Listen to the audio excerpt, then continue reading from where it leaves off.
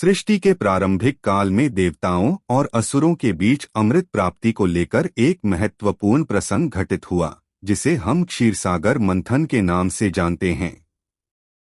इसी प्रसंग में भगवान विष्णु ने कच्छप कछुए का अवतार धारण किया था।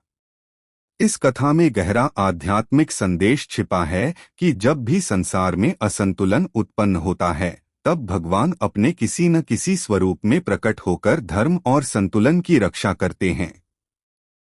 समय बीतने के साथ असुरों ने अनेक तप और यज्ञ करके अपार बल प्राप्त कर लिया। वे बार बार देवताओं को युद्ध में पराजित करने लगे। इंद्रादि देवता शक्तिहीन हो गए और स्वर्गलोक से भी निकाल दिए गए। असुरों के भय से देवता छिप छिप कर जीवन बिताने लगे। इस संकट की घड़ी में सभी देवता ब्रह्मा जी के पास पहुंचे और प्रार्थना की। ब्रह्मा जी ने कहा कि केवल भगवान विष्णु ही इस संकट का समाधान कर सकते हैं। सभी देवता भगवान विष्णु के पास गए और करबद्ध होकर विनती की। विष्णु भगवान ने देवताओं को आश्वासन दिया और एक उपाय बताया। उन्होंने कहा, देवताओं, अमरत्व और शक्ति पाने का मार्ग है अमृत। क्षीरसागर में अमृत छिपा हुआ है, किंतु उसे प्राप्त करने के लिए समुद्र मंथन करना होगा। यह कार्य अत्यंत कठिन है, अकेले तुम नहीं कर सकते। इसके लिए असुरों को भी अपने साथ जोड़ लो। वचन दो कि अमृत प्राप्त होने पर न्यायपूर्वक बांट लिया जाएगा। देवताओं को विष्णु की बात माननी पड़ी। उन्होंने असुरों को समझाया और उन्हें भी अमृत प्राप्ति के लिए तैयार कर लिया। अब समुद्र मंथन की तैयारी आरंभ हुई। मंथन दंड के लिए मंदराचल पर्वत चुना गया और रस्सी के रूप में नागराज वासुकी को लाया गया। देवता और असुर दोनों पक्षों में बंटकर मंथन करने लगे। लेकिन जैसे ही मंथन प्रारंभ हुआ, एक बड़ी समस्या आ गई। विशाल मंदराचल पर्वत बिना किसी आधार के समुद्र में डूबने लगा।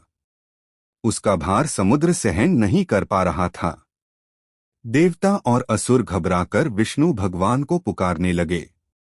उसी समय भगवान ने कच्छप अवतार धारण किया। वे एक विशालकाय कछुए के रूप में प्रकट हुए। उनका शरीर इतना विशाल था कि पूरा मंदराचल पर्वत उनकी पीठ पर टिक गया। इस प्रकार वे समुद्र के बीच एक दृढ़ आधार बन गए। भगवान के कच्छप रूप ने मंदराचल पर्वत को स्थिरता दी।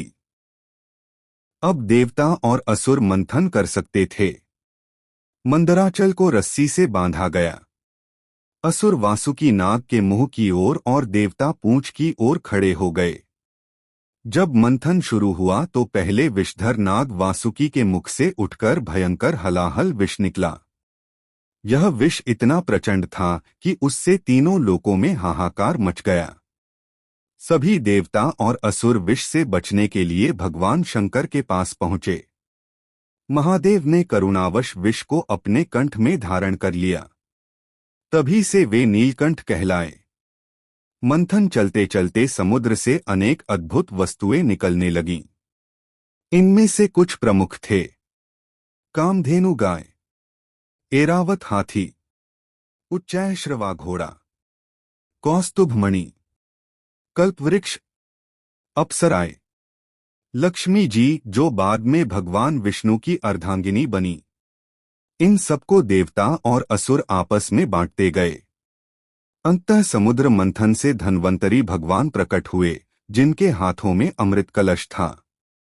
अमृत को देखकर असुर लालच में आ गए और उसे छीनने का प्रयास करने लगे। देवता चिंतित हो उठे। तभी भगवान विष्णु ने मोहिनी रूप धारण किया। मोहिनी के रूप ने असुरों को मोहित कर लिया और अमृत देवताओं को प्राप्त हो गया।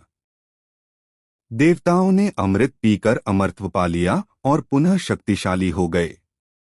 यदि भगवान कच्छप रूप में न आते तो मंदराचल पर्वत समुद्र में डूब जाता।